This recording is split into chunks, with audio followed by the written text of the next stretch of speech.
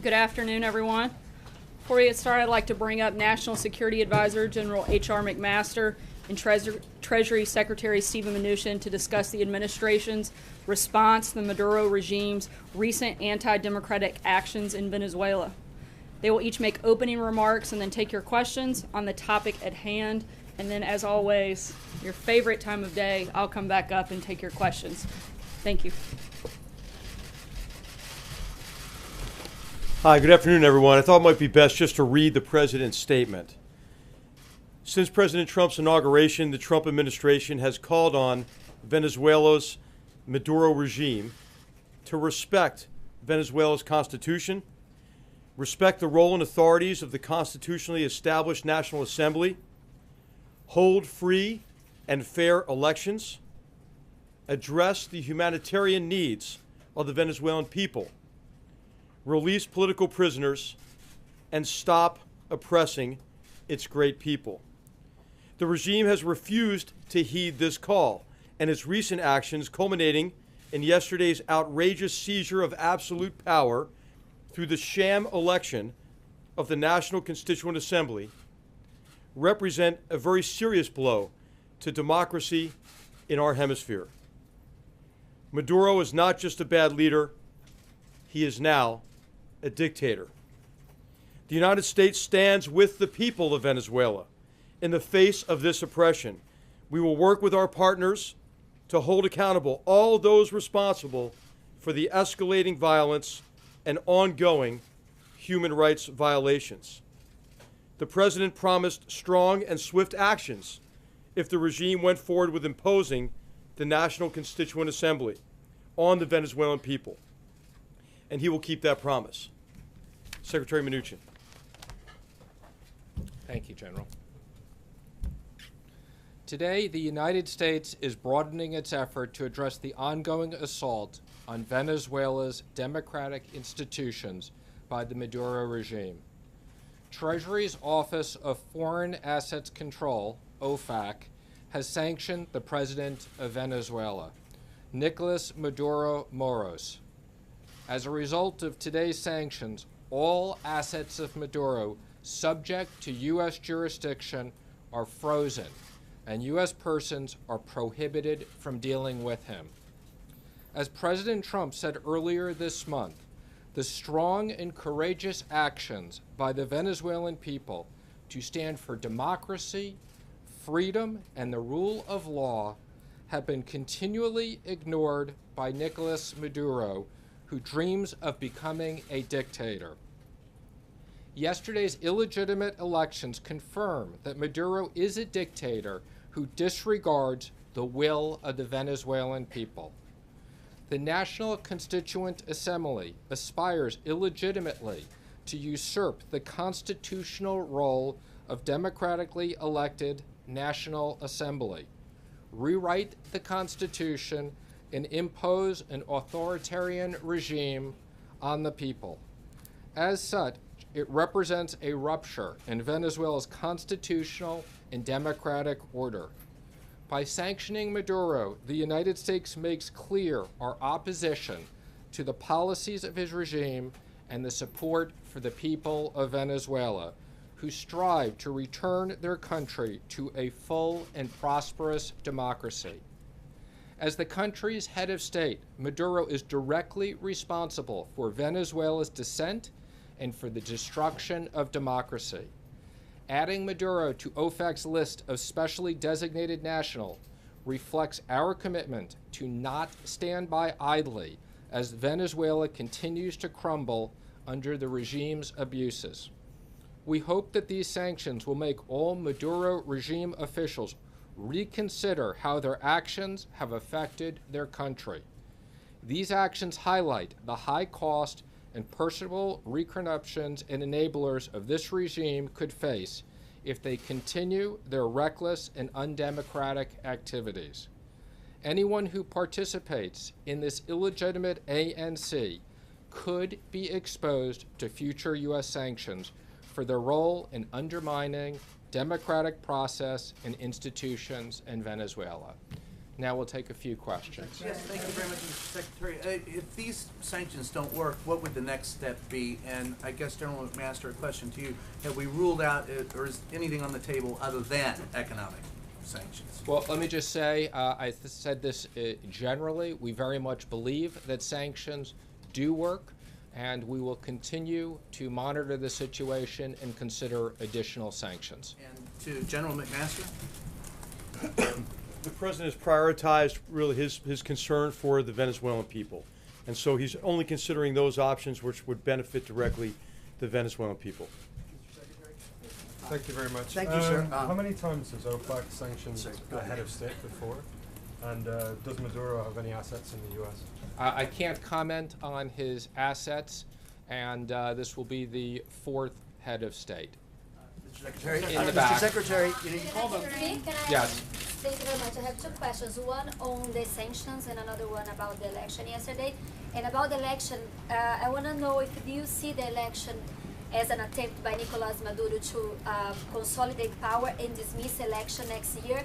And also, some say, especially the opposition, and also the Washington Post editorial board say that the Venezuela regime is on the direction of a coup, is moving to the direction of a coup. Does the American government fear there is a coup underway in Venezuela?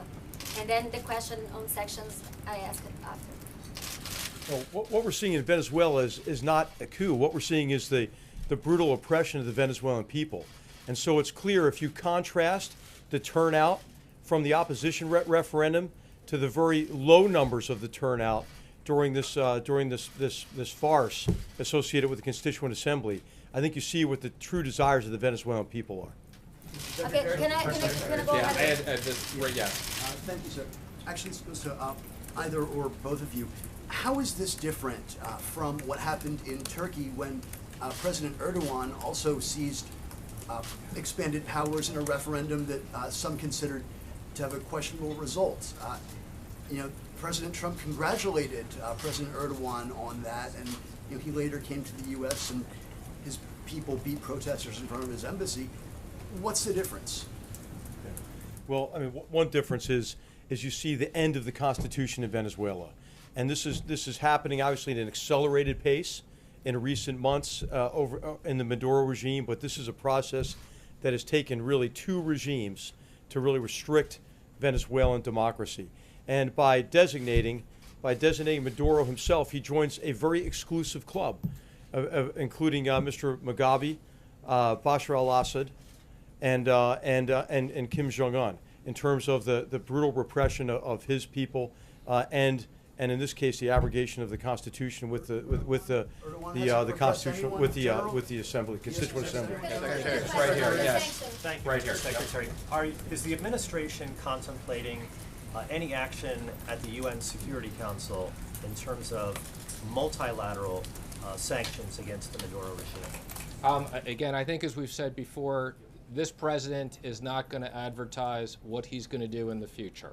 So all options are on the table, and we will consider everything. And to other allies of the U.S. in terms of punishing the Maduro regime. General, can you please answer that? I'm sorry, what was the question? Have you spoken to any other American allies Yes. about the issue of punishing You the see in the Maduro president's regime? statement, he said we're going to continue to work with our partners in the region, and there have been many leaders who have taken a very important role in this connection with trying to engage Maduro, to get him to moderate his behavior, to get him to protect the rights of his people.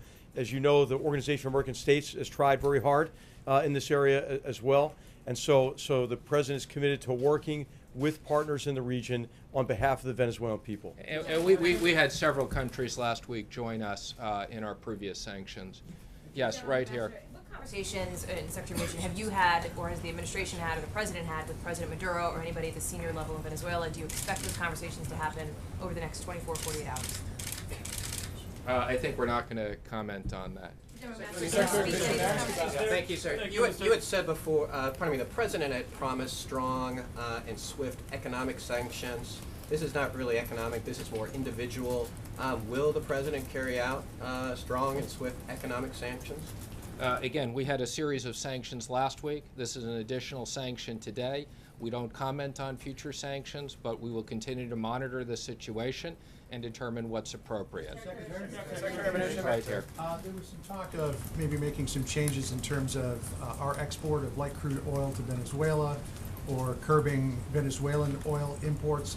Is that still on the table, or is that something that would be seen as hurting the Venezuelan people? Let me just say, as we continue to monitor this situation, we will continue to review all of our options. Our objective is not to do anything that hurts the people of Venezuela, but let me just say, we will continue to monitor all of our specific options. And would sanctions against oil hurt I'm the not going to Venezuelan comment people? on that. What I will say is we will monitor all of our options.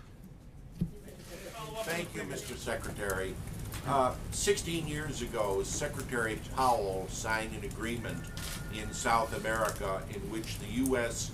completely ruled out support of coups that would have an indirect change of government throughout Latin America and supported direct succession. This occurred in Haiti when President Aristide was overthrown. Are you still abiding by the agreement Secretary Powell signed and ruling out any U.S. support of a coup or an uprising against the Maduro regime that brings in new leadership? Again, I'm just going to comment on, we are focused on the democratic process, and that's what we're focused on right now. We'll take one more question. Right here, one more question. Are there going to be sanctions on the Minister of Defense or people linked to the military? Again, as I've said, we've announced sanctions. We will continue to monitor the situation and consider everything in the future. Thank you, everybody. Appreciate it.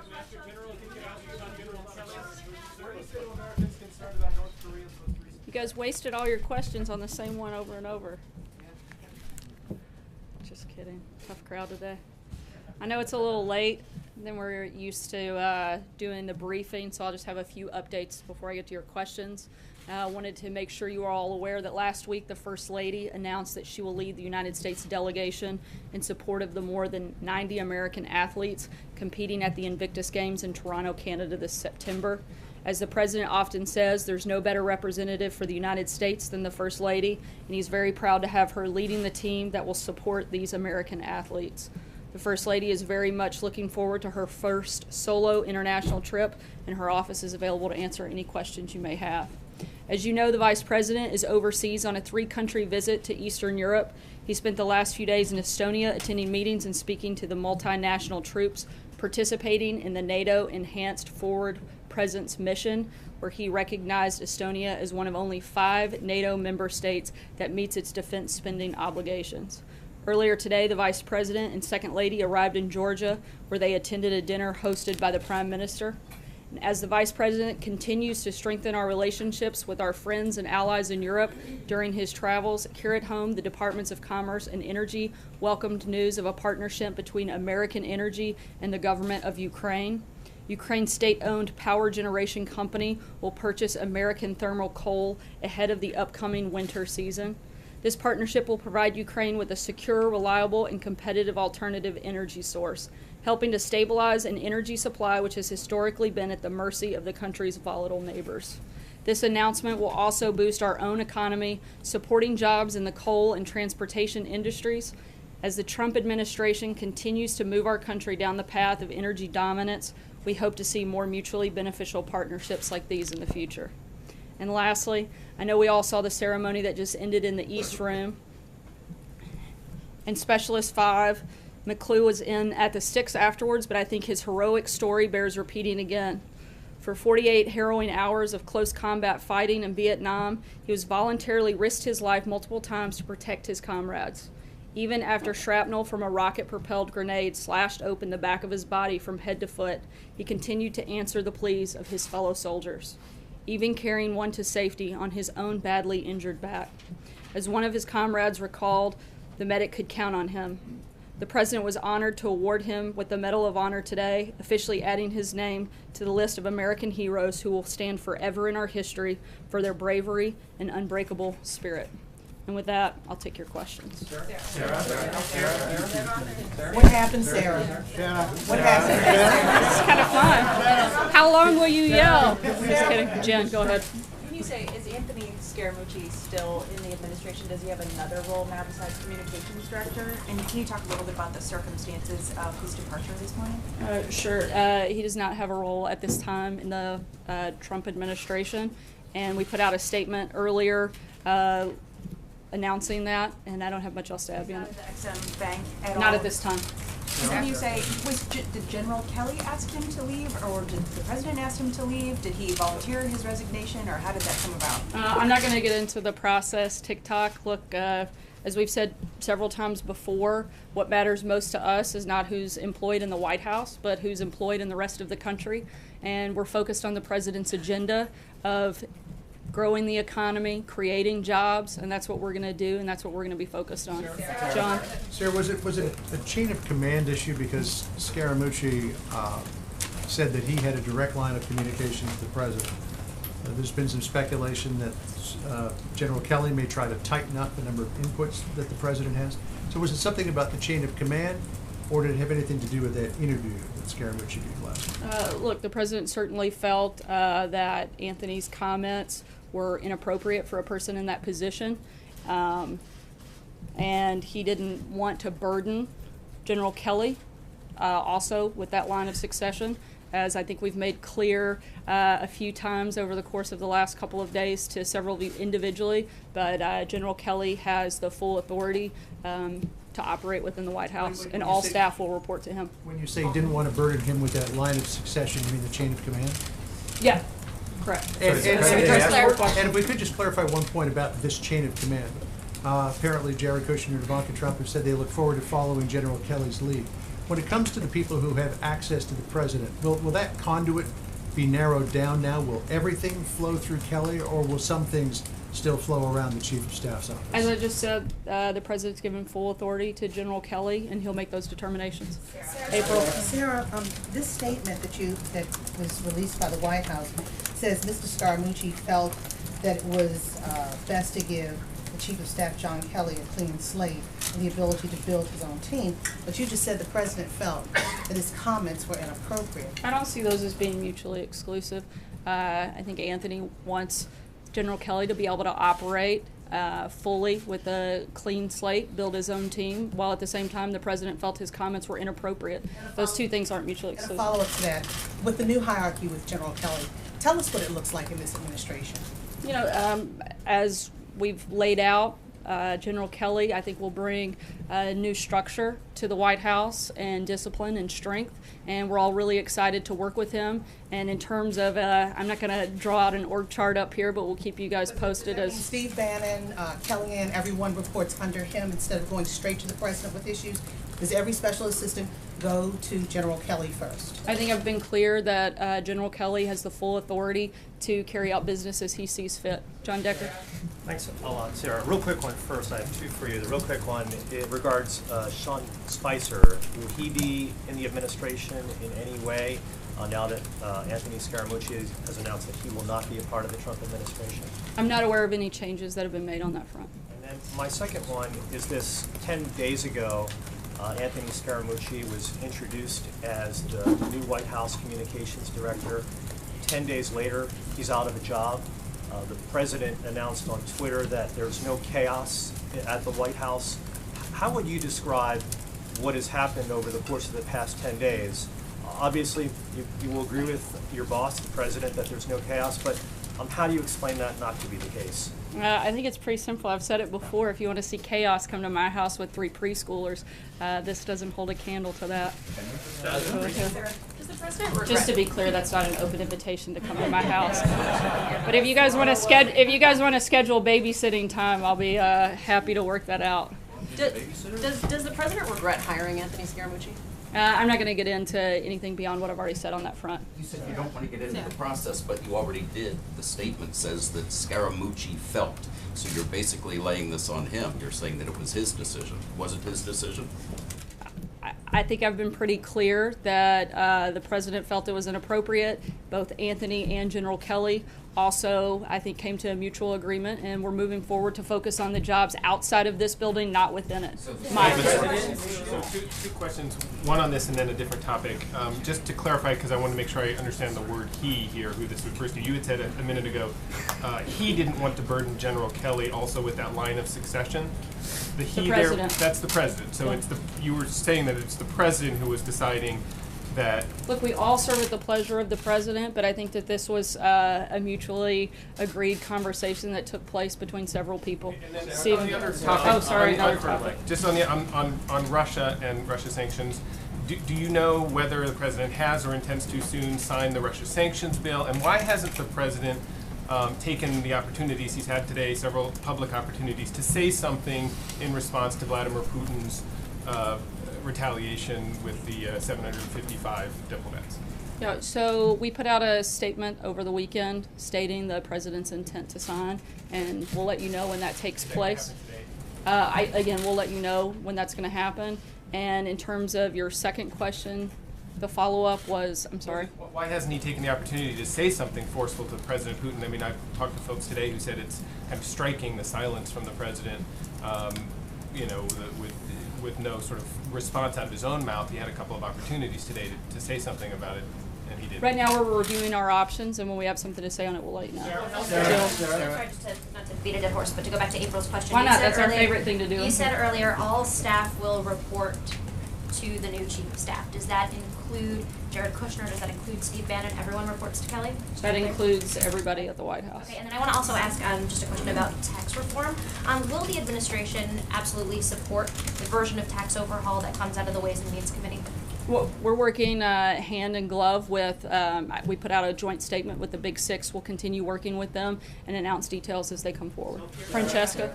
Thank you, Sarah. When Sean Spicer resigned, it was for a clean slate. Now that Anthony Scaramucci resigned, that's also for a clean slate. Has the slate been totally cleaned at this point? Should we expect any more staff shakeups? Everybody else in senior staff positions is planning to remain for this time? Yes, they are. John Gizzi? Yeah. Thank you, Sarah. Two very brief questions. Is there any chance you will just leave the job of communications director alone, having had two people who held it leave rather abruptly in both cases? We'll let you know when we have any personnel announcements to make on that front. The other thing I wanted to ask was when the president made his speech to the police officers on Friday, almost within minutes, statements came from police chiefs across the country criticizing his remarks that seemed to endorse the use of force by police in certain arrests. Was the president joking when he said this, or did he check his remarks out with the International Association of Police Chiefs, or maybe the Attorney General? I believe he was making a joke at the time. Trey?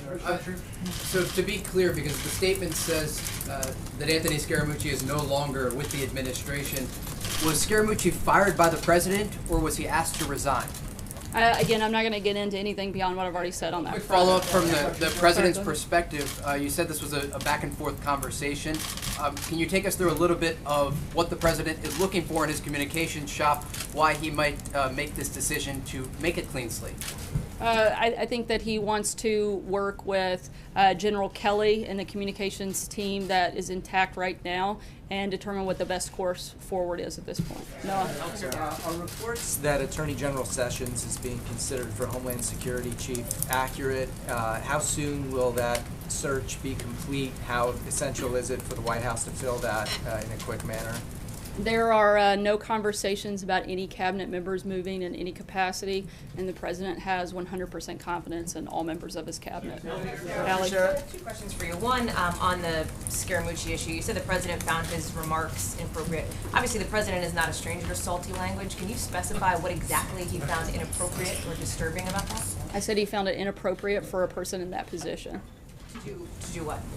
I believe the comments that he made, he found those comments inappropriate. I'm not sure what's unclear. Okay, as in a betrayal sort of the rest of the staff? Just trying to find out, because you talk about the messaging being important for the president here, and obviously the head of the communications department is crucial to that effort. So just trying to figure out what exactly went wrong between this morning when Scaramucci was here and this afternoon.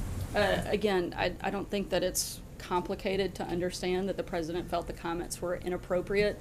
I can't really explain it any further than that. I'm not sure what's hard. On North Korea, obviously, events over the weekend have unfolded. There's been some discussion from outside analysts who are increasingly speculating about the possibility of a first strike. Is that an option on the table for this White House?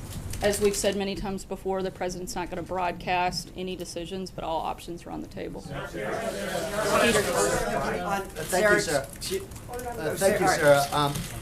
The president week before last signed an executive order on infrastructure. Does that mean that the president has not no intention, but is not going to prioritize working with Congress on an infrastructure bill? Is there any discussion at this point of moving forward on any sort of legislative plans for infrastructure, especially digital, since he mentioned in Iowa? The president's been very outspoken on the need for a massive overhaul to the country's infrastructure system, and that's certainly still a priority, both legislative and in any capacity that he has the ability to carry that out. Matthew? Thanks, Sarah. Just kind of big picture here. We've seen the chief of staff, the deputy chief of staff, handful of communications directors, a press secretary, and a national security advisor all leave in the first 6 months of this administration. Can you tell us a little bit about why there's been all of this turbulence? I know you don't like to get into the process, but just all those things together, what's going on? Look, we're continuing to focus on the president's agenda. We're going to have staff changes. We let you guys know when they happen. But like I said earlier, what matters to us are not the jobs that are within this building, but the ones outside of there. That's why the president's been so focused on growing jobs. We've created over 1 million new jobs since he took office, the lowest unemployment in the last 16 years. Consumer confidence is at an all-time high. We're focused on creating a strong economy and growing jobs outside of this building, not focused on the ones within. We're going to continue to do that. Healthcare, if I may, a quick follow-up on healthcare. Sure. Mick Mulvaney said the White House doesn't want any votes in the Senate until they're voting on healthcare. With John McCain out, Pence out of the country, they don't appear likely to vote on healthcare. And you guys are also pushing for the confirmation of some nominees. Is it the White House position that they will accept the Senate voting on non-healthcare things over the next few weeks and months? We're continuing to push forward, hopefully, with the repeal and replacement of Obamacare. We've never been shy about that, and we're going to continue to do that. Alexis. Alexis. The President's Legislative Affairs Director was talking today at the museum about the President's tax reform ambitions, and I wanted to ask if you can elaborate on the President's hope to travel in August to begin to talk about tax cuts and tax reform, and his interest in maybe getting some Democratic senators interested in supporting legislation. Do you have any details that you can supply about where he might go and the message he wants to impart? Not at this time, but certainly we'll make sure we keep you guys posted on the president's travel and schedule throughout August. I know he does hope to have a large amount of support for tax reform. It's something that is vital to our economy and something certainly the administration is very focused on and has been and will continue working both with the House and Senate as well as members of the administration. We're cutting a little close on time. Thanks so much, guys.